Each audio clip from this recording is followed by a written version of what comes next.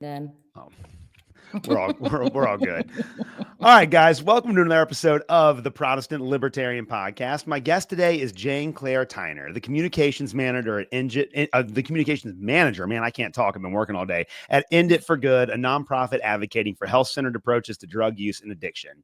Her journey to this work began with her experience as a mother who lost her son Asa to addiction. With a background in advocacy and a passion for justice, Jane Clair brings an experienced and compassionate voice to the conversation around drug policy reform. We will be discussing her journey on the show today. Jane Clair, welcome to the Protestant Libertarian Podcast. Thanks for having me. I'm glad to be here. I'm really excited to talk to you. Like we were discussing before the show, I had Christina Dent, who I know is, I think, one of the co-founders of End It for Good She's the on the founder. podcast. Yeah, the founder, about a year and a half ago. And that was an awesome conversation. I know that my audience really enjoyed hearing from her. And so I'm really excited to talk to you about this today. You have an extremely personal experience, and I'm just ready to hear your perspective on all this. And I think it's going to be good for the audience. But before we do that, just introduce yourself to the listeners today.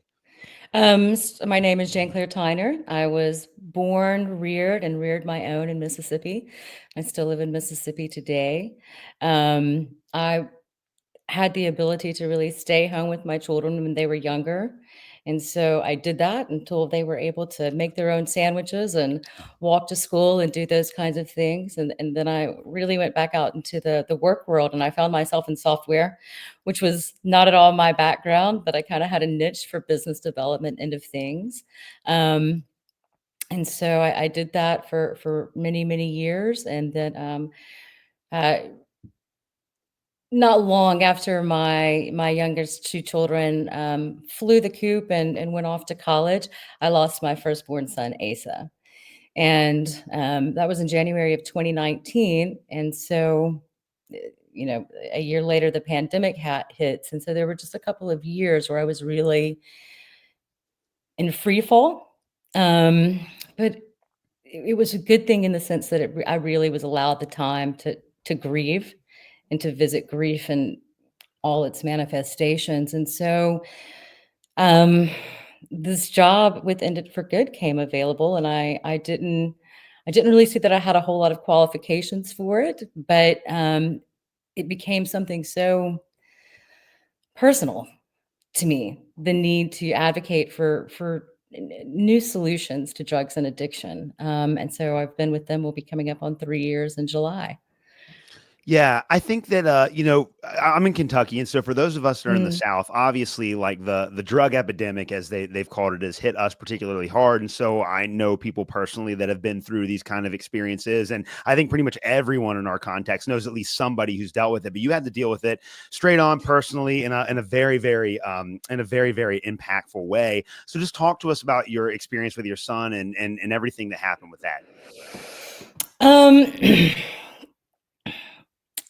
So, I was a single mother and had very close relationships with all my children growing up. We were very candid about all the world's problems. We talked very openly about things. I was fortunate to have some pretty good basic knowledge of the science of addiction. And so something we grew up talking about, drugs, the potential for dangers. Um, and I, it's strange. I really thought that having that ability to empirically see how addiction happens in the brain and the changes that happen to a person would protect me somehow from the emotional consequences of living through it. Um, and so, my son began experimenting as a teenager, and there's a lot of data to show that teenagers they experiment. There's a lack of frontal lobe development, and a lot of children age out of their drug use. And so at first, it wasn't that I didn't take it seriously and we didn't address it. It was just one of those things that it seemed as though um, it wasn't really going to be a tremendous problem. It was a straight A student, highest honors in his Latin class at his Christian school. I mean, very, very, very smart guy. So it really kind of caught me by surprise when it became, this is really a problem for you in particular. Um, And I didn't know what resources I really needed for myself. I was fortunate that we were in positions where we could afford to put Asa through really rehabilitation. Um, and while that those were certainly helpful, eh, I really didn't know the things that I needed to care for me and the rest of my family as we went through those things. Um, Asa, right before he died, he'd had a really great sober 6 months, went to school, 3.85, was very determined, very eager, and then he had a looming court case coming up that was going to be for a possession driving under the influence charge. And somewhere in his mind, he had really concluded that he was a three strikes you're out kid, and that that's what was going to happen to him. And I, I think that it really consumed him in a way that he didn't know how to handle it, and he began using opiates, which is something that he had never used before. Um, and it just went so quickly. I mean, literally in a matter of a couple of months of using, he was gone. Um,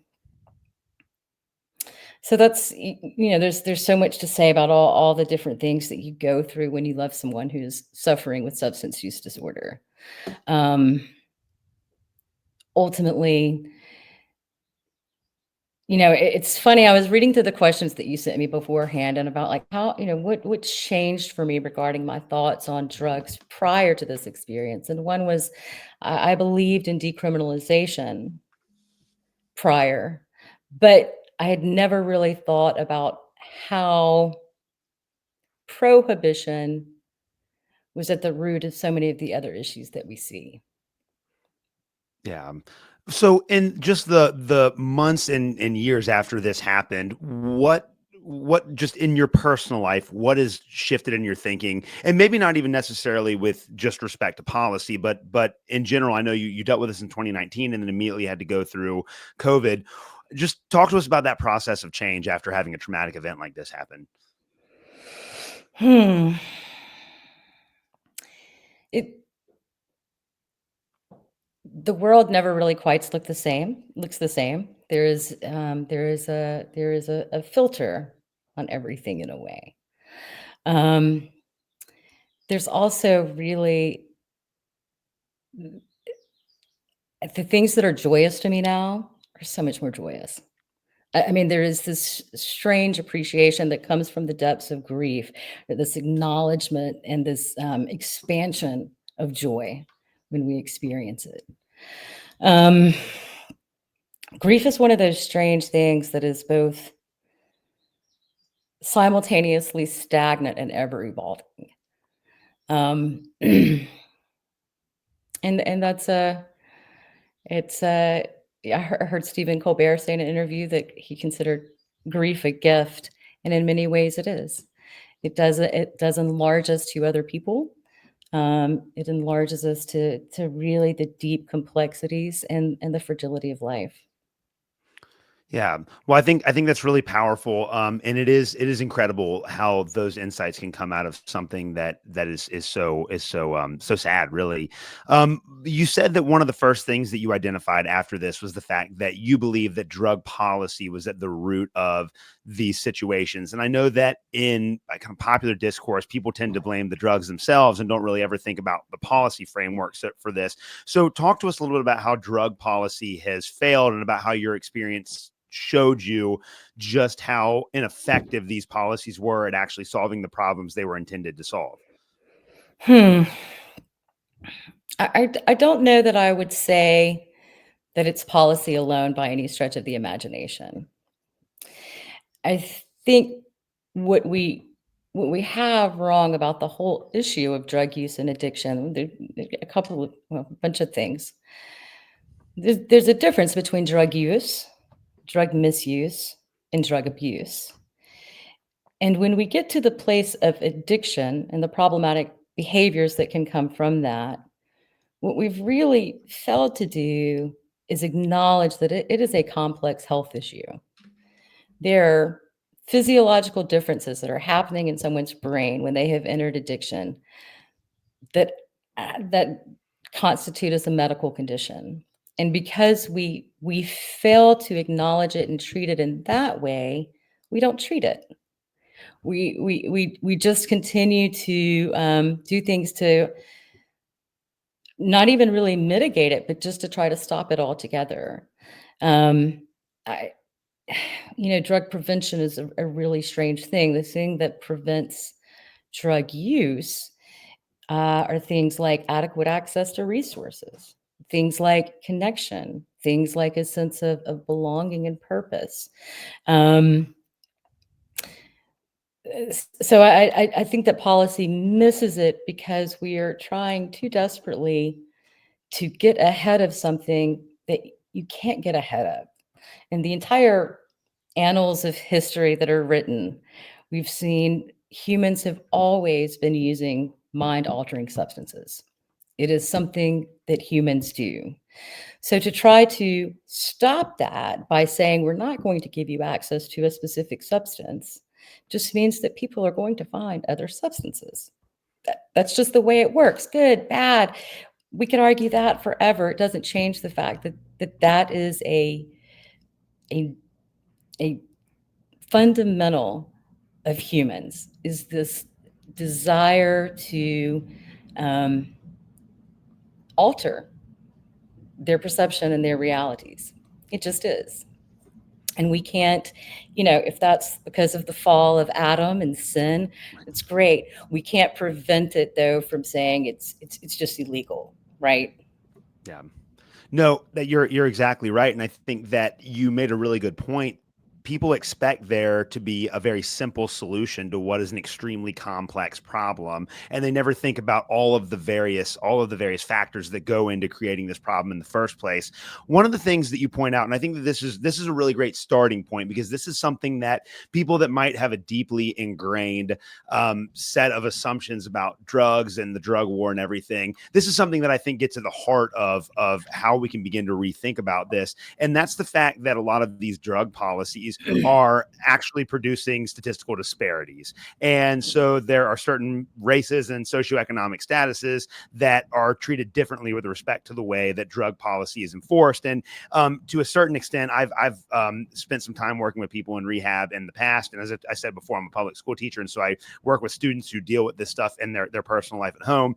There are some people who, under the policy framework, get treatment and they get sent to rehab and they get that kind of help. And then there are other people that just get sent to prison. And there's really no rational justification for why certain people are treated other ways. So talk to us a little about the disparities that are caused by the current regime, or the current policy regime of drugs in the United States. I think it's not something that's particular to drug policy, right? These socioeconomic disparities in sentencing. And if we take white collar crime, for instance, right? How many people went to prison for the 2008 housing collapse? Yeah. One person was sentenced, and his first name is Kareem, and he was born in Cairo, Egypt, right? So it is not something specific to drug policy. It's kind of this framework that's going to be instituted in any system, in any country, because we are fallen. And power tends to want to hold power and amass more, and a good way to do that is through injustice, right? I think with drugs, it's just kind of so obvious. When, I'm 51, so I grew up as I was in high school, the crack epidemic came along, and then all of a sudden we get these mandatory sentences for crack and these much stiffer penalties for it. We didn't really see that eliminated the crack epidemic. And there was no bathroom stall on Wall Street that was bothered by the fact that their cocaine wasn't being bothered, right? So it's really obvious in some ways when we look at our drug policies. The other thing about it that I find particularly egregious is knowing that people who are suffering with a substance use disorder have a medical condition, right? That there is a medical condition there that is to be treated. So to think that somehow we're going to treat it through imprisonment, through punishment, um, it's nonsensical. It doesn't work, and that makes it a little more. Uh, it just makes it a much worse approach for that reason. And the other thing that we know is that a lot of problematic drug use is begun and happens. It was preceded by a traumatic event. We know that. We know that poverty is a trauma. And so when you're looking at childhood poverty, and the thing about the trauma of poverty, we know it's a trauma, we can see what it does to the brain, we can see what it does to cognitive functioning, is that it's not an isolated event usually. It usually happens for months, for years. So you're talking about individuals who've grown up in this state of having they are going through childhood with heightened states of cortisol, right? And it does play a part in how they respond to circumstances. Yeah, that's true. And I've always felt that when we think about prison, you want murderers and like rapists and people like that need to be locked up. So we understand that that's a good for society. But then you have someone that's either using drugs or selling drugs, but has never done anything to harm anyone else, or have never engaged in any behavior that was like not consensual with another adult. And they're getting put in jail with these hardened criminals who have actually committed violent crimes against other people. And it just doesn't seem like, if you just look at it from that perspective, it doesn't seem like that makes any sense at all. Right, right. I mean, there does, for a nation that part of its motto is rugged individualism, it seems really strange that we don't have personal autonomy when it comes to substance use. Right. Yeah, and it's almost like there are, well, and it's really interesting too, because you think about like you can go to the doctor, and if you have a certain problem, the doctor can prescribe you medication that does a lot of harm, that does have a lot of harm to your body. Like you look at the list of side effects for these prescription pharmaceuticals, and they go on and on and on, and doctors will just willingly prescribe them to you. But the moment that you try to self-medicate, then that becomes a Right, crime, and you wind up getting punished for that by society. And I don't really see much of a moral difference between those two things in many right. cases. You and I could go spend the night in a mid-sized city anywhere in America in their ER, and come morning, we would have seen mishaps, accidents, outright tragedies in which alcohol was involved. And yet we have safe consumption sites for alcohol all over the place. Yeah. So, by the same token, in those same hospitals, there is use of fentanyl. That is a life-saving use of fentanyl. So it is this strange, kind of illogical thought process to those things. If we look at the data on accidents with alcohol, it's not less harmful, right? Oh yeah. Um, so that's kind of one of those paralysis of thought. Yeah. Well, and it's like, so I one of the questions I sent over to you beforehand, I know you're going to anticipate this, but I have a friend who is currently serving time in jail. He hasn't been fully convicted yet, but he's been in jail for over a year now for Man, selling drugs. Basically, that's what it was. Yeah. And again, no full conviction. And I mean, and again, he acknowledges, that was like something that he did. But he's looking at several years in prison, and he never hurt anyone. He never shot anyone. He was simply selling. And that's it. And I know that there were a lot of people that would look at somebody like that and say, well, yeah, he deserves to go to prison for 10 years. But my whole thought is that he never harmed, like he never intended to harm anybody. He was not stealing or doing any of that stuff right there. But because he happened to be in the business of selling to other adults, he's looking at having a large portion of his life completely taken from him by the state. And it just seems like that's such an ineffective way of dealing with that. And then you also, again, going back to the problem that I was identifying before, you take people like that are not actual criminals in the sense of committing harm to somebody else, and you give them 10 years where they're locked up with people that did actually commit harm. That has to change people over time. Like, I would imagine that those people come out of jail in a worse position than when they went in. Right. Even if you think that they broke the law, therefore do the crime, do the time. I think if we're taking a pragmatic look at it, what's the cost benefit analysis to the state for locking him up for 10 years? What, how is that beneficial overall? And we don't see that it is. We see that the time spent in prison usually doesn't lead to great outcomes after prison. It is an exception, not the rule, that it does. You're also talking about eliminating someone from the workforce. If your friend was using drugs and he had a drug issue, one of the ways that we know that help people get away from their use is connection, family, friends, work. So you've just stripped him of those things. It's not that it's just that the punishment doesn't seem to fit the crime, right?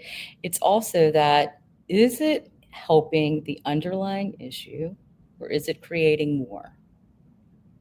Yeah. Well, and what are the financial incentives for, I guess, government employees that are involved in the drug war? So you look at, like, there's a prison wardens union. You have police departments that receive, billions of dollars a year, I guess, in aggregate, in grants to fight the war on drugs. You have politicians that are able to get reelected based on making promises about solving the drug crisis. So it seems like there's actually a lot of people that financially benefit from the current policy framework that have no, like, financial incentive to want to change it, because it might harm their source of income. Do you think that's a part of it as well? Do I personally think that's a part of it? I mean, sure, right? The love of money is the root of all kinds of evil. Yeah.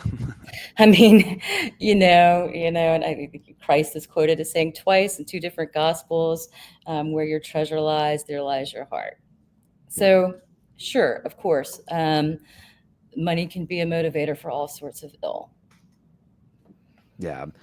And I just think these are factors. Again, it's like you were saying before, that's so complicated. These are factors that people have to take into consideration. And your particular approach to solving the problem is what you call harm reduction on the one hand, and then regulation on the other. So explain what you mean by each of these terms and why they're superior to the current framework that we have now. So when we look at harm reduction, it really is just its name, right? When we go back to the example of the drug alcohol, we have all sorts of harm reduction things that are in place to help those who choose to use. For instance, if I go into the liquor store, I know exactly what proof the liquor is that I'm going to buy. I even know how many calories are in it. I know all of the ingredients that are in it. There are certain laws that prevent me from that say you're welcome to use. That's fine, but we don't want you to harm anyone else. Therefore, you can't drive while you're doing it. That's a harm reduction practice. When it comes to other drugs, it may look different. Part of it looks different. One thing that a harm reduction does would be to say what's in the substance by giving people things like fentanyl test strips. Ultimately, there are two underlying premises that I think harm reduction should be based on. And one, for me, is that all lives do matter. And that includes people who choose to use substances, and it includes people suffering with substance use disorder. Again, back to this tendency of man to use substances. We're not ever going to completely eradicate that. So why would we not say, if you're going to use, here are the ways that you can do so safely? And as for people who are suffering with substance use disorder, it's another day. We don't know when that moment's going to come that they're like, I'm ready. I'm ready for help. I'm ready for treatment. And we see that it works. That's the thing. We and from October of 2023 through September of 2024, we saw a 24% reduction in the overdose death rate. Still a huge number, but 24% is no, that's not a blip, right? And a lot of that was because we know that money was diverted to go towards harm reduction procedures. Narcan, some funding went to safe injection sites, fentanyl testing strips. Are we saying if we take that funding away, that those people that it kept alive, that their lives aren't worth it? Is that what we're saying? If we're saying we're going to strip that, and if I understand, there's an argument. I don't buy the data. Who put the data together? I don't buy that. Right. Fine, go talk to your county coroner. Ask them. Yeah. Go talk to your EMS workers. Go talk to your ER workers. Talk to your pastors. Go ask the people doing the work. It was a noticeable trend. So, as a mother who has lost a child, for me, the thing about harm reduction is the promise of that. It's just it's another day. It's another chance to get to recovery. Yeah, no, that makes a lot of sense. And I think so much of this, as you've kind of already alluded to, has to do with the fact that Americans they just fundamentally misunderstand what's actually going on here. There are all of these misconceptions Mhm. about drug use in general and about the reasons for people using drugs and about the consequences of them, like even the biochemical results of using drugs. There's just a lot of misconceptions about how this actually works. And so what are some of the, like, and again, especially coming out of a Christian context where people have been taught to just, if you hear the word drug, then it must be necessarily Mhm. evil, and we need to do everything we can to stop people from using it and punish those that do, which is what a lot of Christians in America truly believe. Like, they really do believe that this is the way that we should handle the drug problem. What are some of the misconceptions that we need to overcome, or change in order to start thinking about this a little more clearly? I think one of the things is this weird arbitrary scale on uh, the danger of substances. We're saying alcohol is fine in moderation, but this other drug is not. And it's really not based on any factual anything. It's a very arbitrary system. Again, we go to the hospital and see fentanyl being used well, and people leaving the hospital not addicted to fentanyl. Right? Yeah. So I think that has to stop. That certain substances are automatically, if you use them, any use of them is automatically problematic use, because it's just not true. The evidence isn't there to back that up. That's one thing. The other thing is that we really have to look at substance use disorder as a medical issue. And until we start looking at it from the perspective of health and treating it from the perspective of health, we're not going to change it. So overall, Americans have to do, I think as a culture, we have to do that shift. And that's one of the reasons that I think regulation of substances, I don't think we can get there until we have that shift.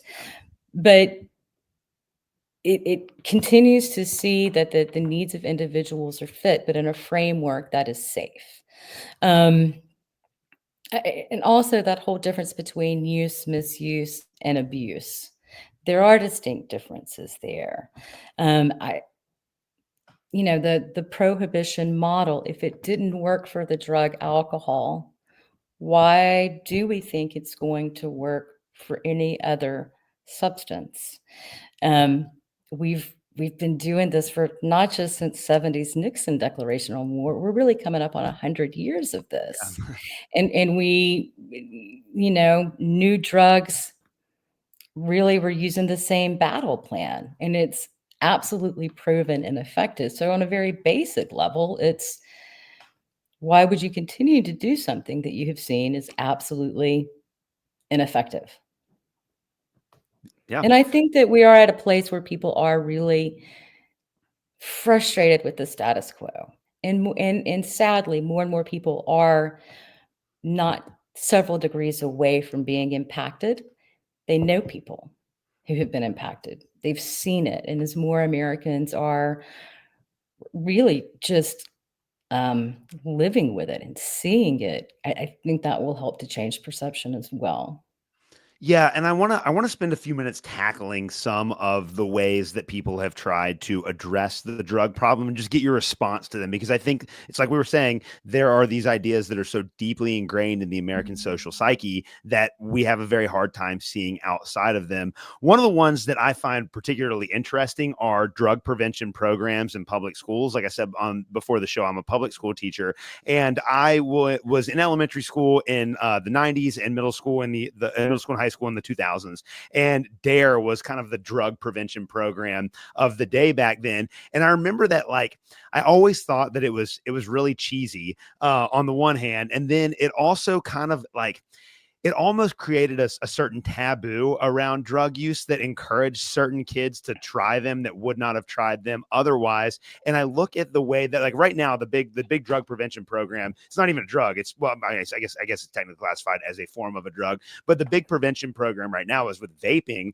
And like watching Mm. some of the materials that they show our kids in school, like, yeah, vaping's bad, and it is like a problem because there are a lot of teenagers that vape, but it's like it's pretty obvious that the materials that they show them are full of propaganda, and it seems like it's a script that could be written by the tobacco companies. And on top of that, they're like, no one takes it seriously. Like, so the kids like laugh at the fact that they're having to watch these videos, and it doesn't seem like it actually stops anyone from not vaping in the same way that those drug prevention programs didn't seem to be effective either. So I wanted to get your perspective on that. Do you think that these prevention programs maybe cause more harm than good? And if there is a proper place for drug prevention programs in schools, what would that even look like?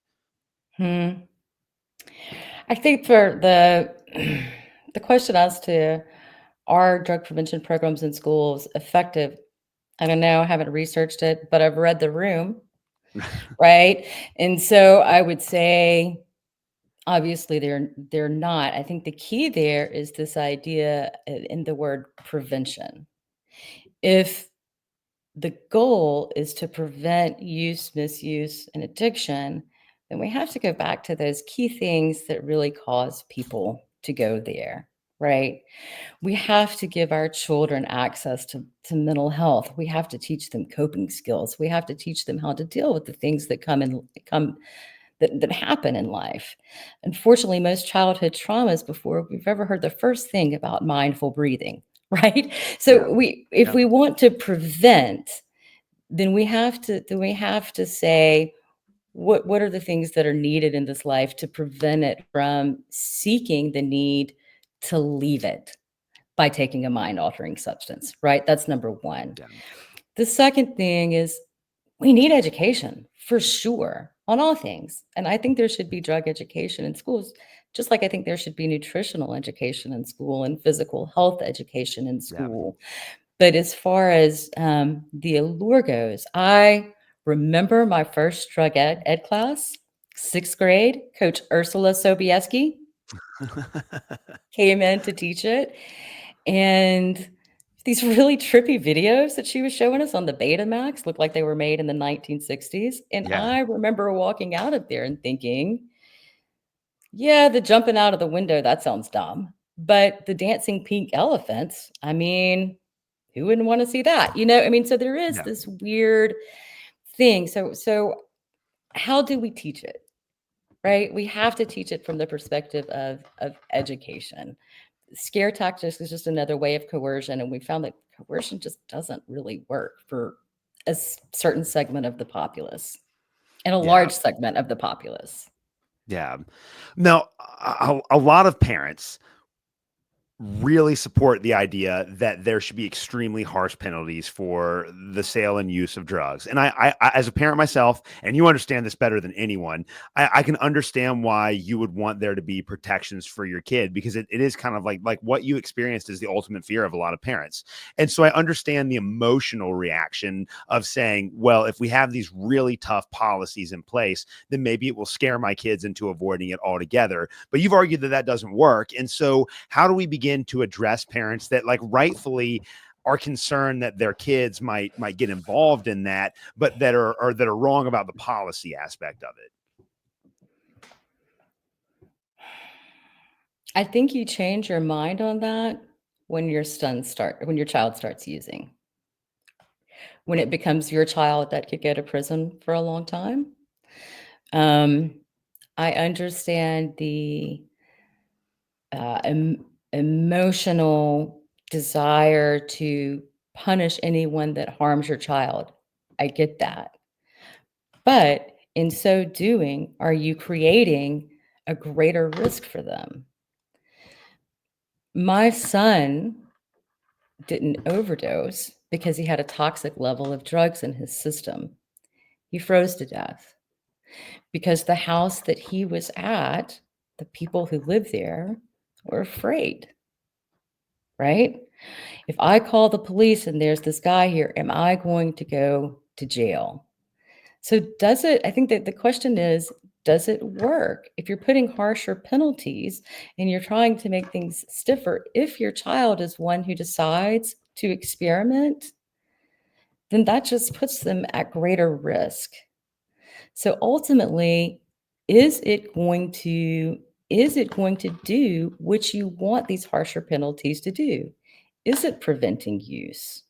No. Is it preventing sale? No. All it's doing is just making both of those things like exceedingly more dangerous. That's what it does. I mean, that is the end result of how these things work out. So the protective desire of parents, get that, but you have to see, how does it actually play out when we put these things in motion? Yeah, and before I became a teacher, I was a youth director for a long time, and so I did Mm, student ministries for many years.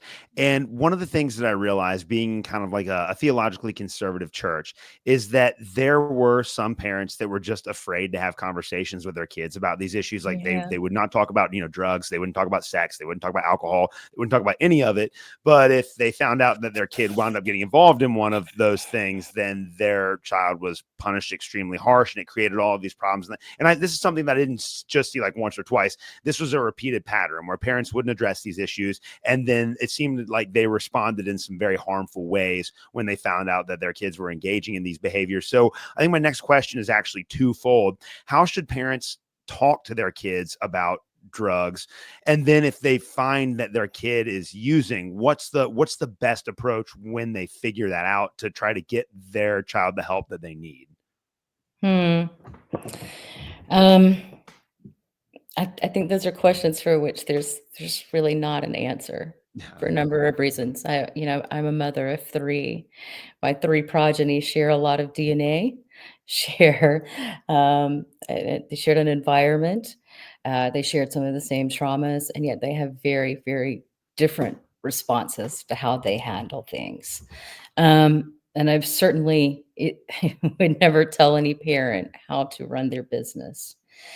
But I think the one thing that you need to do is to find out a way to help them figure out when they start using, what is it you're missing that you think um, participate or using these substances is fixing, or what are you hurting? What's hurting you that's causing that you wish to avoid, right? To really get to those kind of heart levels. Um, it's a hard thing. That's a hard thing to do. I also think that we there is help out there.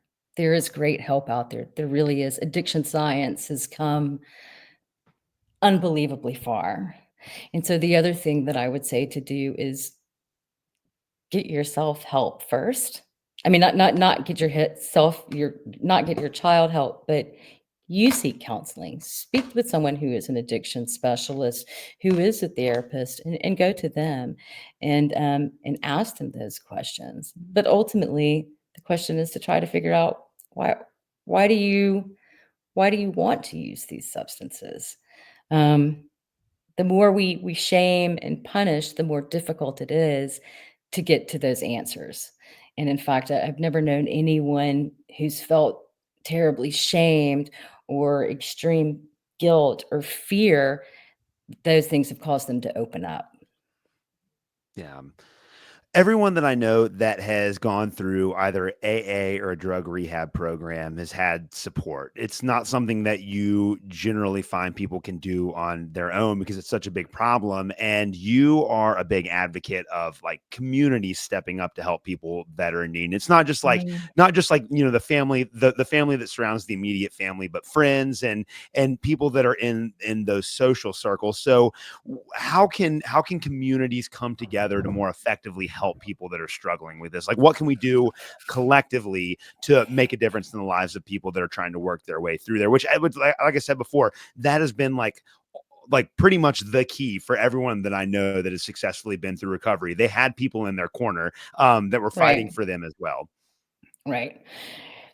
Yeah, I mean, your personal experience bears that out, and so does research, Yeah. right? That community is key to recovery.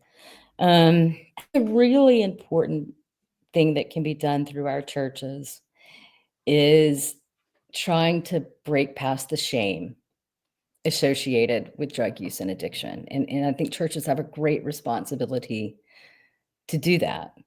Um, our churches are supposed to be hospitals. We're supposed to be the places that we can be the most hurting and in the most pain and find solace and comfort and support. I go to a little bitty church, but one of the things that my pastor does in our opening weekly prayer is he always, always mentions people who are suffering with addiction and those who love them. Simple things like that. I think that the main thing is to be able to listen without judgment and to make sure that it's a safe zone. There is no one who can't look out in their world and see the impact. If we're not addressing it by acknowledging that it's there, then all we're doing is pushing it deeper into the shadows. So I think the main thing that communities can do is to try to figure out ways that they can eliminate the shame surrounding it. Yeah. And what would your approach be? Like let's say that you're talking to a Christian who has, I guess, a traditional view on drugs and the way that drug use should be understood. What would be your approach for a specifically Christian audience to help them rethink how they Mm, understand addiction and their response to it? Because I really do feel, and again, I'm saying this from the perspective of a Christian who is in a very traditional church, and we have people that have dealt with this before. But I know for many families that have never really had to think about this, or it's never been on, you know, it's always been on the margins or the periphery of their thought. It's just like so easy to say, well, drugs are bad and people shouldn't do them, and that's it. But it's not that easy. So how do we go about helping a Christian audience better understand what you've been talking about today? hmm. Which is, I know it's not an easy task in some places. Um, I think that the main thing is this idea to remember that even a drug addict is created in the image of God, and they are worthy of grace. They and we are called to extend that grace. So I think first we have to start there with the idea that that we must show grace to these people too, regardless of this sin of drug use. Um, Ultimately, hurting people do things to find ways to help with their hurt. So we I think we're called as Christians to live in such a way that is to show people how we are to live in community and how we are to build each other up. And really, we're supposed to be showing what the new kingdom is going to look like.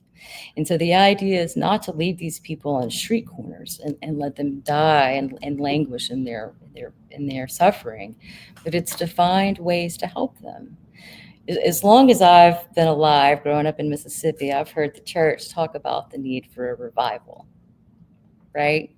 Oh yeah. When you look at church history over the course of the centuries of church history, we see that revival happens when Christians have rushed in to the problem.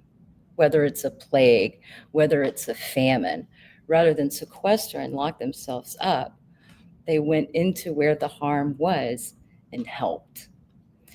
This is an opportunity to do that. Yeah. Do you find it difficult to be an advocate for this, considering your personal story, or do you find that is a motivating factor for you? Yeah, it's certainly a motivating factor. I don't think I could not advocate, and I don't find that it makes it.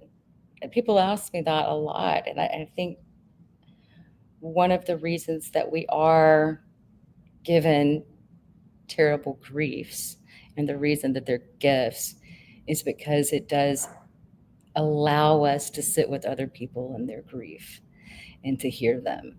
So I don't think I would be using the experience wisely, prudently, or in service to the kingdom if I didn't. Yeah. And so No. no, it's not more difficult.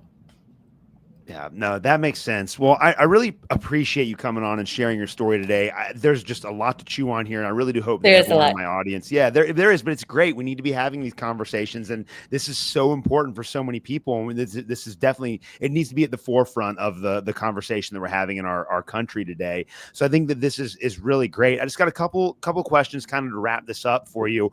What do you think the logical path to reform is? So how do we go about actually making a real impact in this area? Mm, it's another big question, right? Yeah, it is. It is. And if you ask 10 people working in drug policy, you'd get 10 very different answers. I think the the biggest thing we have to do is start addressing it as a health issue. And we have to see it as an epidemic. We have to see it as a crisis, a health crisis, and we have to address the public health issue and in that way. And that's going to change some thinking on it. But ultimately, that is how we will not just reform things, but it is how we reform things and create the best possible outcomes. Yeah. Well, for people that hear this and want to join the cause, how can they do this? How can my listeners go about working to reach these goals? Hmm. Um, a lot of ways. One, you wherever you live, you have a circuit court judge and they have a lot of say over sentencing. Meet your circuit court judges, find out where they stand on issues. Is there a drug court available? Does your church have a program that is a support group for people who are impacted or love people who are impacted? Could you start one of those? I think the number one thing people can get involved is to start sharing information, right? There's great information out there on where does all the fentanyl come from in America? How is it coming in here? What are the percentages of homeless people that are actually homeless because they suffer from addiction? Share the real data that's out there with people. That's one way. Have those conversations. Sometimes they're uncomfortable, sometimes they're prickly, but they have to be had. Um, and the other way I would say is come join us at End It for Good. We've got all sorts of resources. We have podcasts to listen to. Um, get our founder Christina's book, read it, pass it out to friends. The main thing to do is to bring the topic to the dinner table, to the soccer field. Yeah. No, that's beautiful. Well, Jane Clair, again, thank you so much for coming on the show today and talking. If people want to contact you specifically, how can they do that? And then where can people find all of End It for Good's material? Right. So the best place to go is to contact me or to find our material is on our website, which is just enditforgood.com. And you can find me there. If you look at our team, my email address is there and anyone's welcome to contact me that way. Um, but we try to, I like to tell people that End It for Good, it's an invitation. It's an invitation to explore better pathways to treating old problems. Yeah. Well, Jane Clair, thank you so much for coming on the show Thank today. I really you. appreciate having you. Thank you. I was glad to be here. Bye.